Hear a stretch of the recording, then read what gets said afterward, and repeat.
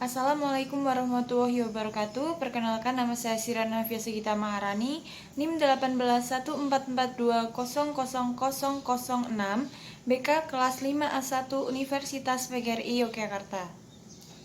Dalam video kali ini, saya akan mempresentasikan beberapa materi tentang mata perkuliahan, bimbingan, dan konseling di sekolah menengah.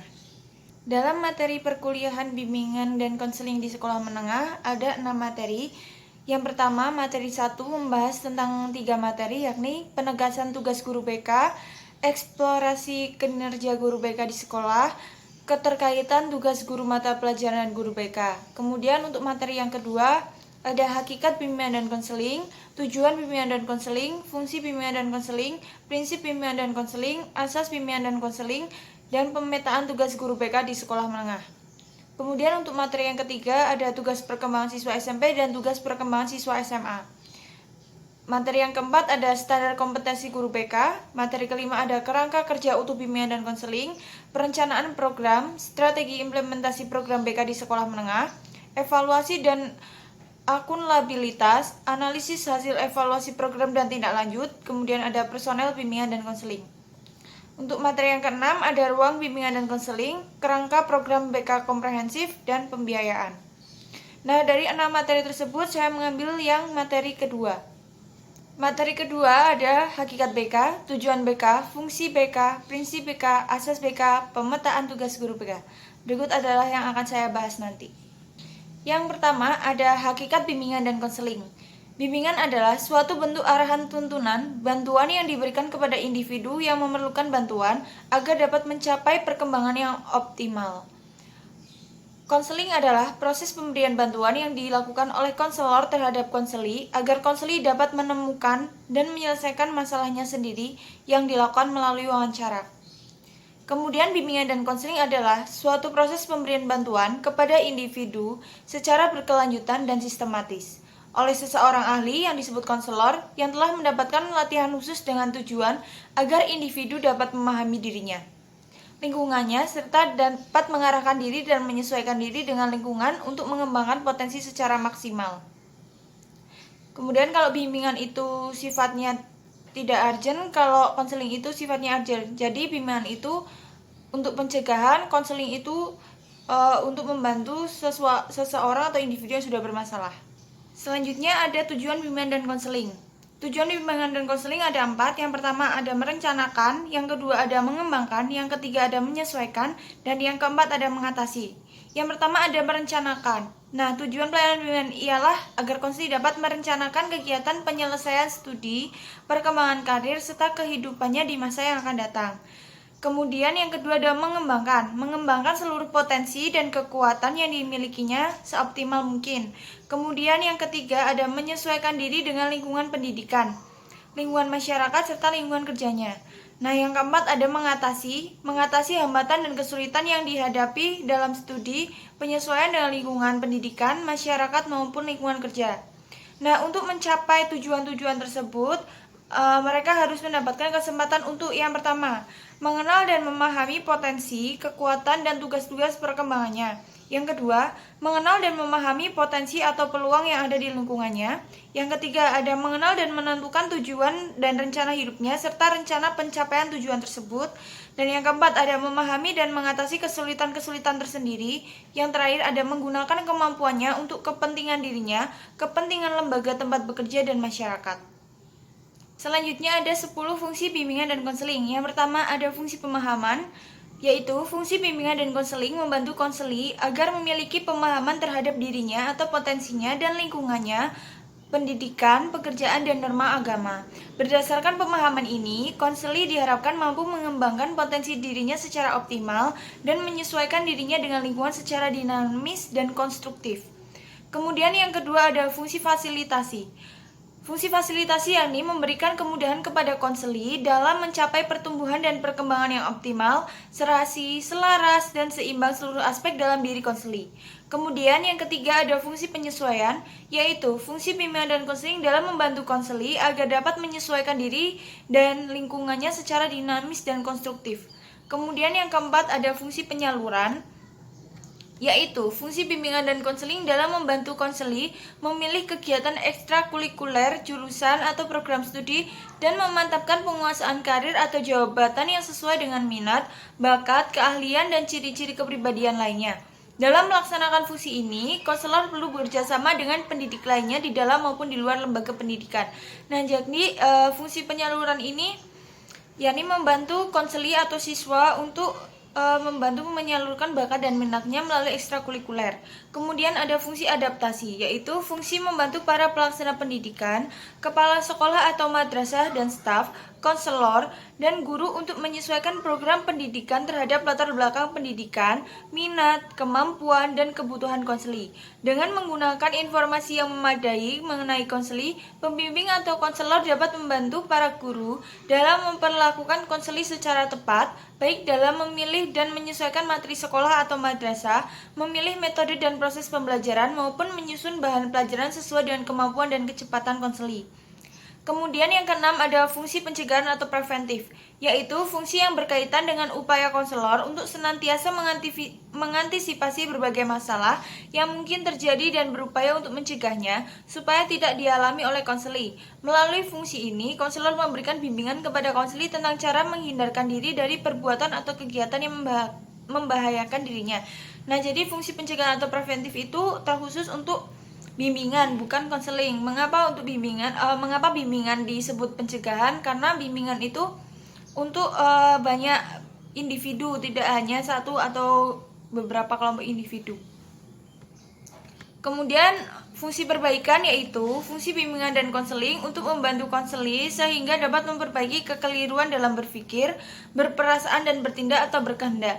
Konselor melakukan intervensi atau memberikan perlakuan terhadap konseli supaya memiliki pola pikir yang sehat, rasional, dan memiliki perasaan yang tepat sehingga dapat mengantarkan mereka kepada tindakan atau kehendak yang produktif dan normatif.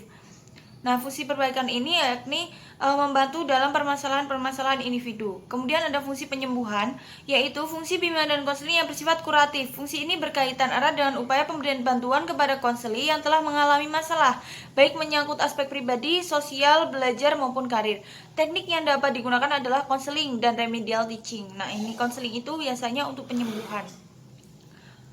Kemudian yang kesembilan ada fungsi pemeliharaan, yaitu fungsi bimbingan dan konseling untuk membantu konseli supaya dapat menjaga diri dan mempertahankan situasi kondusif yang telah tercipta dalam dirinya.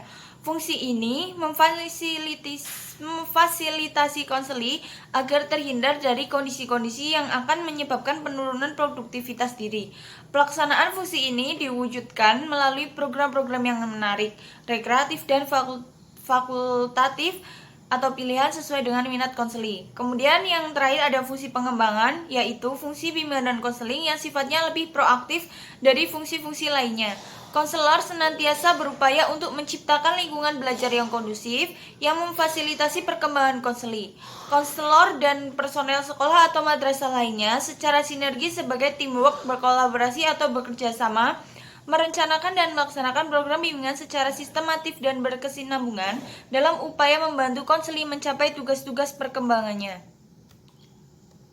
Teknik bimbingan yang dapat digunakan di sini adalah pelayanan informasi, tutorial, diskusi kelompok atau curah pendapat atau brainstorming, homeroom, dan karya wisata. Selanjutnya ada prinsip-prinsip bimbingan dan konseling. Nah, terdapat beberapa prinsip dasar yang dipandang sebagai fondasi atau landasan bagi pelayanan bimbingan. Prinsip-prinsip ini berasal dari konsep-konsep filosofis tentang kemanusiaan yang menjadi dasar bagi pemberian pelayanan bantuan atau bimbingan baik di sekolah atau madrasah maupun di luar sekolah atau madrasah. Nah, prinsip-prinsip itu adalah yang pertama, bimbingan dan konseling diperuntukkan bagi semua konseli. Jadi, bimbingan dan konseling ini untuk semua konseli, tidak ada membeda-bedakan. Nah, prinsip ini berarti bahwa bimbingan diberikan kepada semua konseli atau konseli, baik yang tidak bermasalah maupun yang bermasalah, baik pria maupun wanita, baik anak-anak, remaja maupun dewasa. Dalam hal ini, pendekatan yang digunakan dalam bimbingan lebih bersifat preventif. Jadi, kalau bimbingan itu berlaku untuk semuanya. Kemudian yang kedua ada bimbingan dan konseling sebagai proses individuasi. Setiap konseli bersifat unik atau berbeda satu sama lainnya, dan melalui bimbingan konseli dibantu untuk memaksimalkan perkembangan keunikannya tersebut. Prinsip ini juga berarti bahwa yang menjadi fokus sasaran bantuan adalah konseli, meskipun layanan bimbingannya menggunakan teknik kelompok. Kemudian yang ketiga ada bimbingan menekankan hal yang positif.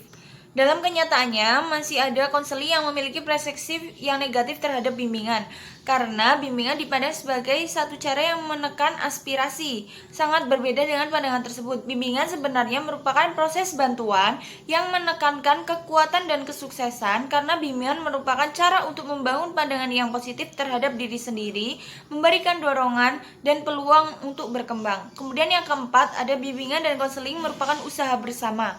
Bimbingan bukan hanya tugas atau tanggung jawab konselor, tapi juga tugas guru-guru dan kepala sekolah atau madrasah sesuai dengan tugas dan peran masing-masing.